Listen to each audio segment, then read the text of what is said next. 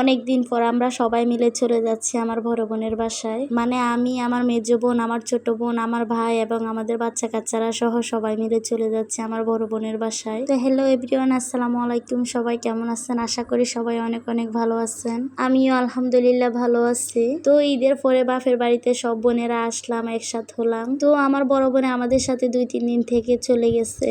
যাওয়ার সময় বলে গেছে আমরা সব বোনেরা যেন তার বাড়িতে গিয়ে ঘুরে আসি। পরে আমরাও ভাবলাম সবাই একসাথে গিয়ে একটু বড় বোনের বাসায় ঘুরে আসি। তো যে বাবা সেই কাজ। আসার সময় ভিউটা আমার কাছে খুব ভালো লাগছে, তাই একটু ভিডিও করে নিলাম। আর এই তো কথা বলতে বলতে চলে আসলাম আমার বড় বোনের বাসায়। এদিক দিয়ে আবার ওদের ঘরের গেট লাগানো আছে, ওরা বলতে পারবে না আমরা যে আসছি। পরে ডাক দেওয়াতে এসে দরজা খুলছে। এরপরে এসে ঠান্ডা ঠান্ডা শরবত খেয়ে সবাই মিলে একটু রেস্ট নিলাম। এদিক দিয়ে আমার আম্মুটা তো খেলায় মেতে উঠছে, ফুটবল খেলতেছে। মাশাআল্লাহ, খালামনির বাড়িতে এসে আমার আম্মুটা অনেক খুশি। এরপর আমার বোনের হাজবেন্ড আমাদের সবার জন্য সন্ধ্যা নাস্তা নিয়ে আসছে। তো সবাই মিলে একসাথে বসে নাস্তা খেলাম। অনেক গরম পড়তেছে, সেই জন্য ফ্লোরে বসে খাওয়া শুরু করে দিলাম। এদিক দিয়ে আমার বড় বোনে আবার সবার জন্য নুডলস পাকাইতেছে।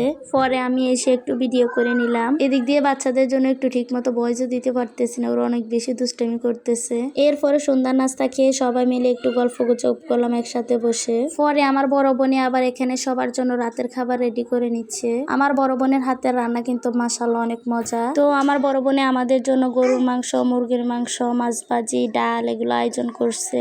সাথে মাছ দিয়ে শসা তরকারিও রান্না করছে, এগুলো পরে আনা হয়েছে আর কি। এদিক দিয়ে আমি ভিডিও করতেছি দেখে আমার বোনের হাজবেন্ডটা হাসতেছে। তো পরের দিন সকালে আমার বড় বোনে আবার আমাদের সবার জন্য রুটি বানাইছে। সাথে আগের দিনের গরু গোস্ত ছিল, ওইটা দিয়ে আমরা খাচ্ছি। আর বাচ্চাদের জন্য ডিম ভাজা করছে, বাচ্চারা তো আর গরু গোস্ত দিয়ে খেতে পারবে না, সেই জন্য। খাওয়ার শুরুতে ভিডিও করতে ভুলে গেছি, সেই জন্য খাওয়ার শেষে একটু ভিডিও করে নিলাম। এদিক দিয়ে আবার ওনারা দুই ভাইরা মিলে বসে একসাথে খাচ্ছে। আর আমার আম্মুটা তো এখানে তার আব্বুকে কিছুতেই ছাড়তেছে না, টেবিলের নিচে এসে ওর আব্বুর সাথে দুষ্টুমি করতেছে। এখান দিয়ে আবার যে ঘরটা দেখতে পাচ্ছেন, এটা হচ্ছে আমার দুলাভাইয়ের সব ব্যবসার জিনিসপত্র। ওনাদের এই গোডাউনটা ওনাদের বাড়িতেই। এখান থেকে ওনারা ওনাদের সব মাল সেল দেয়, যত মুদি মাল আছে সবকিছু ওনারা সেল দেয়। আর যেহেতু ওনার গোডাউনটাও বাড়িতে, আর এগুলা সব বাচ্চাদেরই খাবার, তাই কিছুক্ষণ পর পর এসে বাচ্চারা এটা সেটা সব নিয়ে যায়। বাচ্চারা তো মহা খুশি এগুলা পেয়ে। এদিক দিয়ে আমার বড় বোনের রাতা মুরগিটা নিয়েছে আমাদেরকে খাওয়ানোর জন্য। দেখুন কি মায়া লাগতেছে মুরগিটাকে, কিছুক্ষণ পরে জবাই হয়ে যাবে। সরি মুরগি না, মোরগ। তো এই তো মোরগটাকে জবাই করে দুপুরে রান্না বান্নার আয়োজন করলো। তো আমরা ফাঁকি দিয়ে আবার একদিন ছিলাম, যেদিন চলে আসবো ওই দিনে আমার আপু মোরগটা জবাই করছে।